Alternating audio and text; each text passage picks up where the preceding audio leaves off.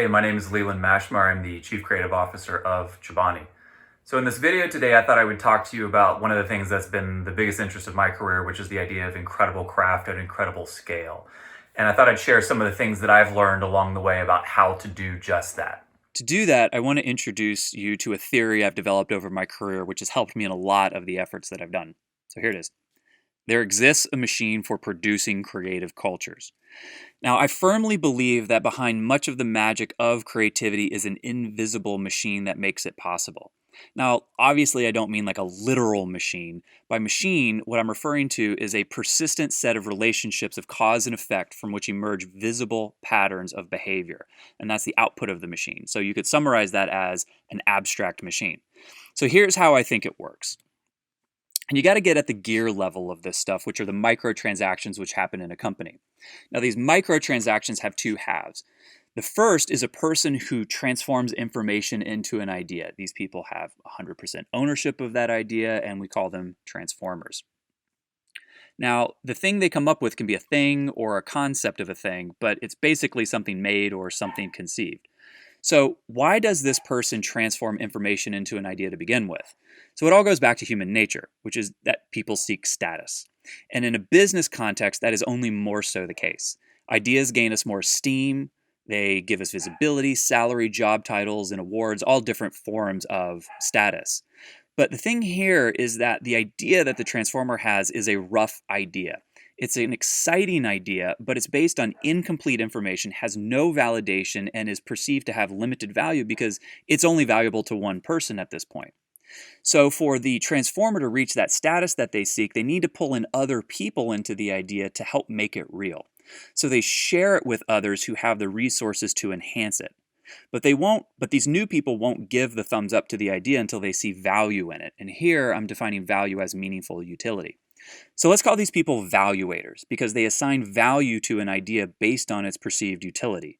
They too are seeking status and are looking for other people's ideas that will help them achieve that status. This is frankly why so much of selling an idea requires showing the person why an idea will help them in their goals. So when these two people do find like an idea that they both love and have believe is valuable, a transaction occurs. The transformer offers equity, co-ownership in the idea, and the valuator offers support and resources of the idea.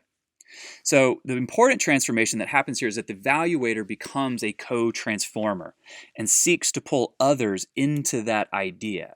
Now, in the simplest form, these little microtransactions played out over time result in the structure of a company, because at the end of the day, a company is really just a mechanism for transforming resources into value. So when you play out these micro behaviors in mass, that's what gives a company its form and majorly influences its culture. So let's go deeper into what happens as more of these transactions mount. If a company is a system that transforms resources into value, then this productivity, which you see here on the y-axis, is the volume of unique transformations that offer material value to the company. And over time, here's what the average looks like. It's no guarantee that the average will go up, but let's say it does, basically because new ideas, new talent, new technology comes in to improve productivity in marginal ways over time. So regardless of how steep or not steep this average value line is, there are always two questions that all leaders need to wrestle with, which is, how do I make it go up? How do I prevent it from going down? Now, whether this average value creation line is for a team or a company, it goes up or down based on the quality of micro interactions. High quality ones build it up, low quality ones drive it down. So let's go back to this interaction. So as a reminder, the valuator seeks status. And to help them achieve that status, they need to transform the idea. They need to make it materially better in some way. And so the question becomes, how will this valuator transform the idea? And there are three scenarios that can happen. One is they do nothing to it. And so basically productivity on the idea stays the same. The other scenario is they could be a negative transformer and actually hurt the idea and productivity suffers. The one that we're going to talk about because of the limited time we have together is that they can enhance the idea and thus improve productivity. So let's dig into this. The valuator likes an idea, they turn into a transformer, they then socialize it with other people, based on what they've contributed to the idea. They get buy-in to the idea, and that goes on and on and on. Now, over time, this socializing and enhancing of idea is the experience of scaling creativity. And eventually, this highly refined and well thought out idea is ready to produce. We move into execution mode. And creates basically a temporary drop in the production of creatively valuable ideas, since now energy, attention, and resources must be diverted towards the execution of ideas. But that's only a temporary dip in productivity. Frankly, the more well thought out and developed an idea is, the shorter and more effective the execution time is. And eventually, execution is over and productivity can resume. But it resumes at a higher base of productivity than before because people have learned. The organization feels excitement, trust is built, and momentum grows. You are building on successes. Now, you play this out over time and you create something that I call momentum curves. And their arches can take a lot of different shapes. But let's start with one with a very small arch to it. Now, this small arch is generally good, but what it means is that the transformations that are happening are minimal and therefore productivity is slower. Lots of time and energy go into making an idea marginally better. And small wins are celebrated as major victories by companies who are in this type of arch. And frankly, there's a lot of self-satisfaction and mediocrity with moments of shine. Companies in this curve just kind of oscillate around average, but never really develop enough thrust and pull and power to lift that average productivity. And if you've ever wondered why it takes so much effort to achieve so little in a company or culture that you're working in, this is probably the curve that you're stuck in. So I call these crawling cultures. Now, to really improve productivity, you need major improvements at each stage of idea transformation to create that escape velocity and bend that average curve upwards. So if a crawling culture curve looks like this is what a high-performing team's curve should look like. Each person works hard to enhance an idea. This makes the growth steeper and each post-production base higher. I call these leaping teams because basically the talent and efforts and enthusiasm each person brings to the transaction results in leaps of productivity with minimal resource exertion. Ideas become contagious, the energy is infectious, momentum is palpable, and this is how a company creates escape velocity average.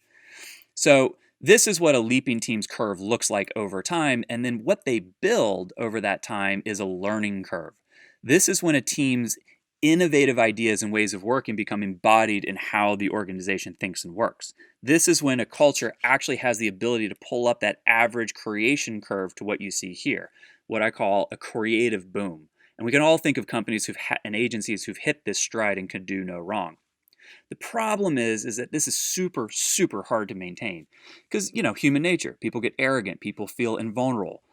People get sloppy. And frankly, the effort to push the limits of creativity grows more intense, which eventually results in a cavalier attitude and allows high-risk ideas to enter the mix. Similarly, overconfidence results in idea development becoming sloppy or loose, and this results in ideas that inevitably fail. And a crisis of confidence emerges, loss of trust emerges, and panic emerges. And so I call this the Icarus Syndrome. And here's what that Icarus Syndrome looks like on a chart, and here's what that average value creation looks like because of it.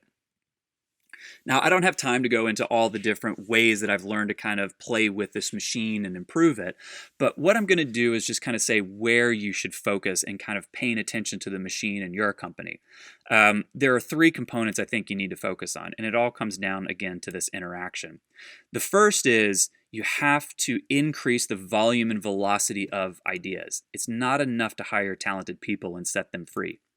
Second, you have to increase the amount of idea utility fits. The better the fit, the higher the perceived value. It's the same idea as product market fit in the startup culture. And then finally, you need to increase the idea of or the degree of transformations. The more you can increase those transformations, the more significant leaps you'll make.